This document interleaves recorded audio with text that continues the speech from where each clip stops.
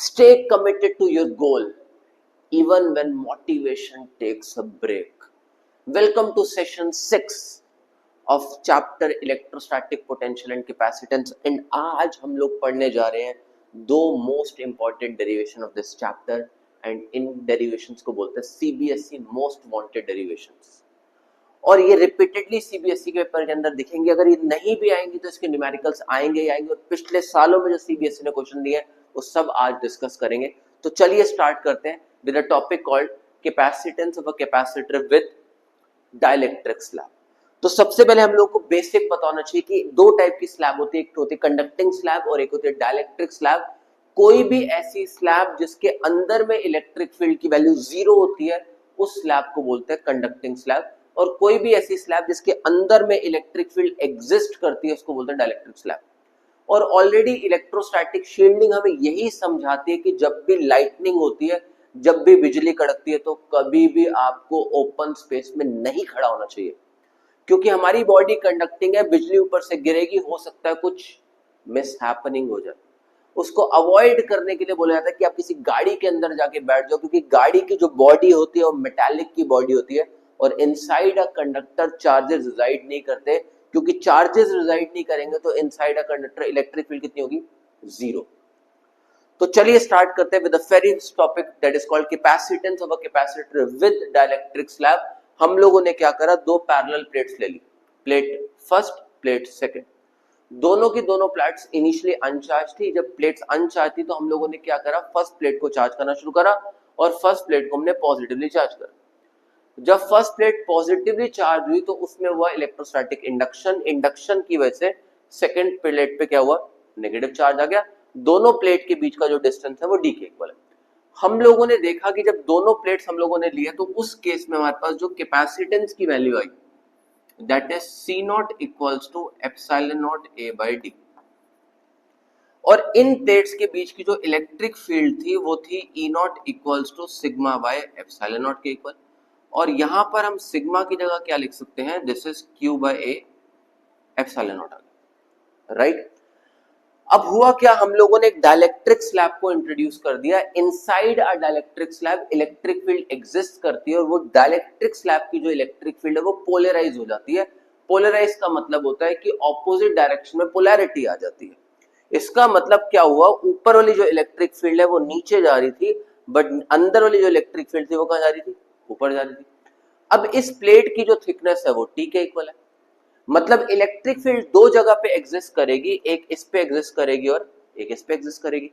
अब अगर आप ध्यान से ऑब्जर्व करोगे, ऊपर वाली इलेक्ट्रिक फील्ड नीचे जा रही है, नीचे वाली इलेक्ट्रिक फील्ड ऊपर जा रही है, दोनों की डायरेक्शन ऑपोजिट है, इसलिए नेट इलेक्ट्रिक फील्ड में साइन क्या आ रहा है, E equals to E not minus EP, right.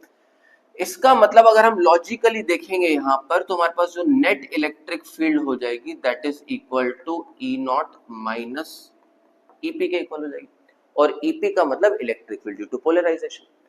अब अगर हमारे पास ये वैल्यू आ रही है तो हम लोग देख सकते हैं यहां पर कि जो पोटेंशियल हो जाएगा, जिसका फॉर्मूला होता है E equals to V by D, तो पोटेंशियल किसके इक्वल हो जाएगा, एक पोटेंशियल हो जाएगा बाहर वाली प्लेट का which is E not D minus T, यहां वाली जगह का, प्लस एक पोटेंशियल हो जाएगा E into T, E into T electric field into thickness.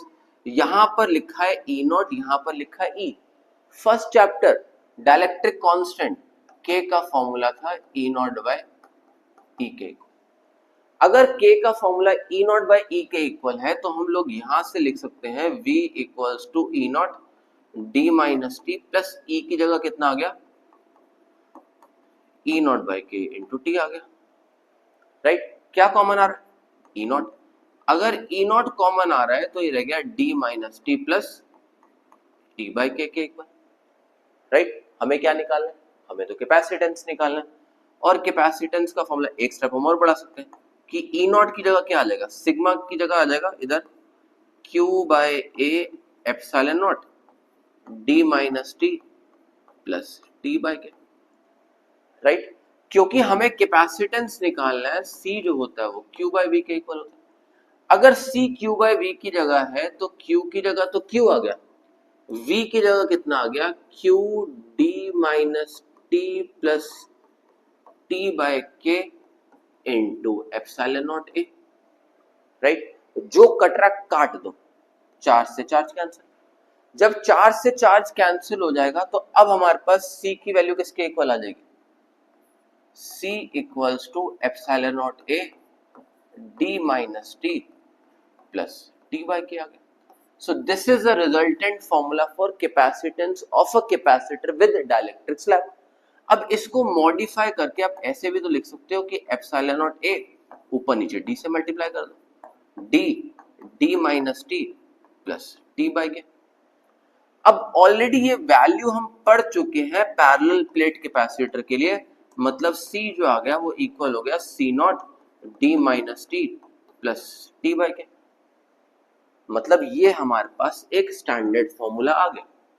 अब लॉजिकली देखोगे, अगर मैं आपसे पूछूं C की वैल्यू बड़ी होगी, C नॉट की वैल्यू बड़ी होगी, तो आप बोलोगे किसकी वैल्यू बड़ी होगी, आप बोलोगे मैथमेटिकली C की value greater than C not है। मतलब यहां पर एक ऑब्जर्वेशन निकल के आ गई कि अगर हम पैरेलल प्लेट कैपेसिटर के अंदर डाइलेक्ट्रिक स्लैब को इंट्रोड्यूस करेंगे तो कैपेसिटेंस की वैल्यू बढ़ेगी।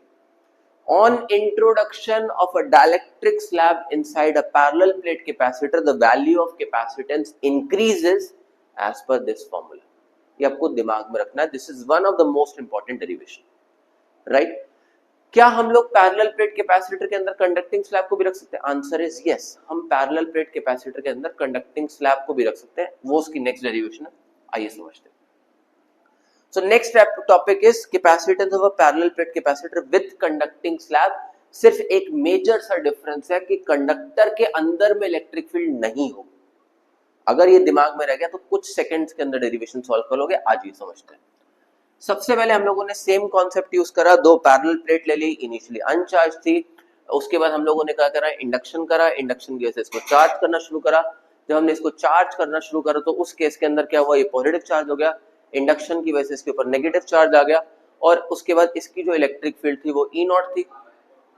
Inside a conductor electric field कितनी होती है, वो जीरो के इक्वल होती है। अगर inside a conductor electric field की वैल्यू जीरो के इक्वल है तो क्या होगा, इसको इग्नोर करेंगे। मतलब कैपेसिटेंस का फॉर्मूला क्या होता है, C equals to epsilon not A by D के इक्वल होता है। And electric field E equals to E not equals to sigma by epsilon not. अब अगर आप नेट कैपेसिटेंस की वैल्यू को कंसीडर करेंगे तो ये वैल्यू आएगी आपके पास, और अगर आप नेट पोटेंशियल निकालेंगे तो potential is V equals to E not D minus T. क्योंकि इलेक्ट्रिक फील्ड तो सिर्फ यही एग्जिस्ट कर रही है तो पोटेंशियल भी एग्जिस्ट करेगा, और अंदर में क्योंकि इलेक्ट्रिक फील्ड की वैल्यू जीरो है तो यहाँ पर वैल्यू कितनी आ जाएगी, यहाँ वैल्यू जीरो आ जाएगी। इसका मतलब V equals to E naught की जगह कितना आ जाएगा, sigma by epsilon naught D minus T हो गया। अगर V equals to sigma by epsilon naught D minus T के इक्वल है तो सिग्मा किसके इक्वल आ जाएगा, Q by A epsilon naught D minus T आ गया, राइट। इसका मतलब अगर आप ध्यान से ऑब्जर्व करेंगे इसको, क्योंकि आपको कैपेसिटेंस निकालना है, that is equal to C equals to Q by V। So Q की जगह तो Q रह गया, V की जगह आ जाएगा Q D minus T into epsilon not A। मतलब चार्ज से चार्ज कैंसिल हो गया तो C किसके इक्वल आ गया, एप्सिलॉन नॉट A अपॉन में D माइनस टी हो गया। अगर C epsilon not A D minus T आ गया तो एक तो स्टैंडर्ड फॉर्मूला हमारे पास ये अवेलेबल है, राइट। अब अगर हमारे पास फॉर्मूला ये अवेलेबल है which is C equals to epsilon not A upon में D माइनस टी, अगर इस फॉर्मूले में ऊपर नीचे D से मल्टीप्लाई डिवाइड कर दूं तो C किसके इक्वल हो जाएगा, एप्सिलॉन नॉट A अपॉन में D अपॉन में D माइनस टी, राइट। इसका मतलब ये फॉर्मूला ऑलरेडी आइडेंटिफाइड है, तो C किसके इक्वल हो गया, C नॉट अपॉन में D माइनस टी के इक्वल हो गया। स्टैंडर्ड फॉर्मूला निकल के आ गया, राइट। अब यहां देखोगे C की वैल्यू बड़ी है, C नॉट की वैल्यू बड़ी है, so answer would be C की वैल्यू जो होगी वो ग्रेटर होगी C नॉट। मतलब अगर हम किसी पैरेलल प्लेट कैपेसिटर के बीच में अगर हम किसी कंडक्टिंग स्लैब को इंट्रोड्यूस करते हैं तो कैपेसिटेंस की वैल्यू बढ़ जाती है। डाइलेक्ट्रिक स्लैब में वैल्यू बढ़ती है और जो कंडक्टिंग स्लैब है उसमें वैल्यू बढ़ती है। मतलब दोनों केसेस के अंदर जो कैपेसिटेंस की वैल्यू है वो बढ़ती है, इस बात को दिमाग में रखना। मतलब अगर अभी तक जो हम लोगों ने फॉर्मूलाज पढ़े, अगर हम एक बार उनको ध्यान से नजर देख लें तो हम पढ़ चुके हैं कि C जो होता है वो Q बाई V के इक्वल होता है। पैरेलल प्लेट कैपेसिटर में epsilon not A by D होता है। कैपेसिटेंस का formula Q square by 2C होता है। कैपेसिटेंस का फॉर्मूला हाफ CV स्क्वायर होता है। कैपेसिटेंस का फॉर्मूला हाफ QV होता है, राइट। ये हम तीन फॉर्मूलाज मेजरली जो है वो इस पार्ट के अंदर पढ़ चुके हैं, और हम लोग पढ़ चुके हैं कि जो C होता है वो KC नॉट के इक्वल भी होता है, राइट। इसके अलावा हम लोग पढ़ चुके हैं कि ये फॉर्मूला एनर्जी का है, कैपेसिटेंस का नहीं। ये फॉर्मूला हम लोग पढ़ चुके हैं। अब क्वेश्चन ये आता है कि अगर हम किसी केस में कैपेसिटर की प्लेट्स को कनेक्टेड और डिसकनेक्टेड करवाते हैं तो क्या होगा। 5 मार्क के अंदर गारंटेड CBSE के अंदर रिपीटेडली क्वेश्चन आया हुआ। समझते हैं कॉन्सेप्ट क्या है। तो ये एक सिंपल सा टेबल है जो आइडेंटिफाई करवाएगा कि अगर हम कैपेसिटर के बीच में अगर हम किसी स्लैब को इंट्रोड्यूस करेंगे तो उसमें अगर कनेक्टेड और डिसकनेक्टेड करेंगे तो क्या होगा। ध्यान से देखो, सबसे पहला केस है डिसकनेक्टेड वाला।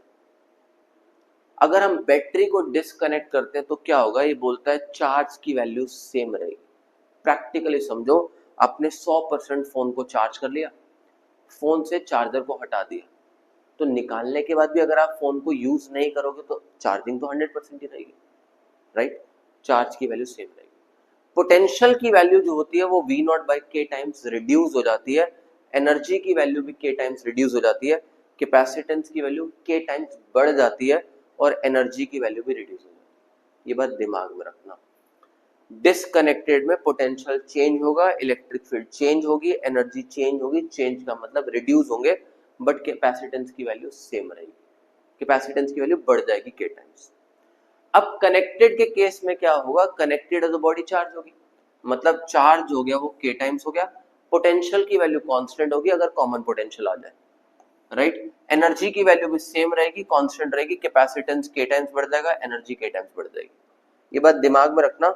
मतलब यहां सिमिलैरिटी क्या है, इन दोनों के बीच में सिमिलैरिटी, ठीक है, क्लियर। चलिए आगे कुछ क्वेश्चन समझते हैं इस टॉपिक के ऊपर जो CBSE के अंदर आए हुए हैं। पहला क्वेश्चन हमें बोल रहा है, a slab of material of dielectric constant K has the same area as the plates of a parallel plate capacitor but has thickness D by 2। Trigger word हमें मिल गया। अभी हमने फॉर्मूला पढ़ा C equals to epsilon not A D minus T plus T by K. Question में बोल रहा है कि जो थिकनेस है वो D बाई 2 के इक्वल है, मतलब स्पेसिफाइड है कि जो T है वो D बाई 2 के इक्वल है। अगर T D बाई 2 के इक्वल है आपको तो क्या करना है, एक्सप्रेशन निकालना है कैपेसिटेंस का। अगर ये स्टैंडर्ड फॉर्मूला है तो C equals to epsilon not A D minus D by 2 plus T by K. अब अगर आप यहां पर नॉर्मल इसको सॉल्व करेंगे तो हमारे पास क्या है यहाँ पर। अच्छा, हम एक चीज और भी कर सकते हैं इसके अंदर, सिंप्लीफाई कर देते हैं इसको।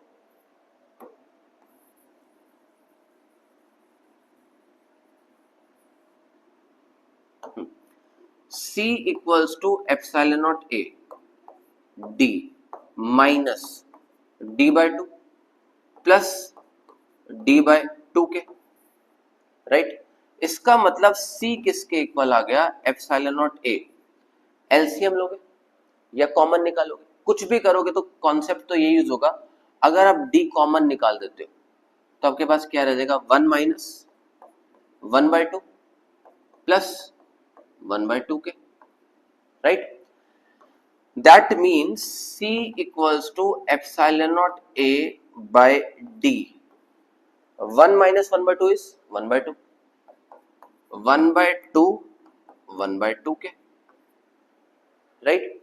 अब यहां से और अगर बेसिक मैथ्स करना चाहते हो बिल्कुल बच्चों की तरह तो क्या करो, D by 2 कॉमन निकाल दो। क्या रह जाएगा आपके पास, 1 प्लस 1 बाय के। अब यहां पर अगर आप एलसीएम लोगे तो epsilon not A D by 2 LCM आ गया K प्लस 1 अपॉन में के। मतलब अगर इसको सॉल्व करोगे तो आपके पास क्या रह जाएगा, C equals to epsilon not A by D। ये 2 ऊपर चला गया तो अब इसको क्या लिख सकते हो, 2K अपॉन में K प्लस 1। अब इसकी वैल्यू आपको ऑलरेडी पता है इस टर्म की, तो आप c को क्या लिख सकते हो, c not into 2k upon में k plus 1. This is a resultant formula on introduction of a dielectric slab inside a parallel plate capacitor. चलिए नेक्स्ट क्वेश्चन जो सीबीएसई के अंदर आया हुआ है. सीबीएसई क्वेश्चन बोल रही है आपको 2017 जेई मेंस के अंदर 2021 2022 एनसीईआरटी का क्वेश्चन है. वो बोल रहा है कि एक स्लैब है जो मटेरियल्स का डाइलेक्ट्रिक कांस्टेंट के है, जिसकी थिकनेस जो है वो 3d/4 के इक्वल है. मतलब आपके पास t किसके इक्वल हो गया, 3d/4 के इक्वल. कैपेसिटेंस पे क्या इफेक्ट पड़ेगा, c की वैल्यू हमें पता है, c equals to epsilon not a d minus t plus t by k. Epsilon not a d की जगह कितना आ गया, d रह गया. t की जगह कितना आ गया, 3d/4 आ गया. प्लस t की जगह कितना हो गया, 3d/4 के हो गया. राइट. इसका मतलब c किसके इक्वल आ गया, सॉल्व कर लो. Epsilon not a by d common निकाल दिया, क्या रह गया 1 माइनस 3/4 प्लस 3/4 के. सॉल्व करा 4 माइनस 3, तो c equals to epsilon not a by d. Solve करा तो कितना रह गया हमारे पास, यहां से d/4 भी कॉमन निकाल देते.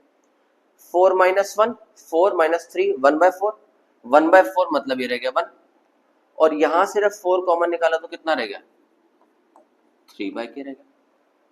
मतलब अब इसको अगर सॉल्व करोगे तो आपके पास क्या रह गया, प्लस का साइन आएगा, c equals to epsilon not a d/4 k plus 3 upon में k. That means c equals to epsilon naught a into 4k upon में k प्लस 3. राइट. और यहाँ ये वैल्यू हम लोग को ऑलरेडी पता है, तो c किसके इक्वल आ गया, c नॉट 4k अपॉन में k प्लस 3 के. राइट. सो आज हम लोगों ने पढ़ा कि कैपेसिटेंस कैसे काम करता है. पैरेलल प्लेट कैपेसिटर के बीच में कंडक्टिंग स्लैब लगाएंगे तो क्या होगा, पैरेलल प्लेट कैपेसिटर के बीच में डाइलेक्ट्रिक स्लैब लगाएंगे तो क्या होगा, और अगर हम कैपेसिटर की प्लेट्स को कनेक्टेड और डिसकनेक्टेड की पोजीशन में छोड़ देंगे तो क्या होगा. ये सब कुछ आज हम लोगों ने डिस्कस करा. So this is the concluding part of this chapter. Thank you for giving us your most valuable time. Hope you enjoyed this session. Till next session, keep learning, keep exploring, keep growing, and don't forget to subscribe our channel. Thank you so much.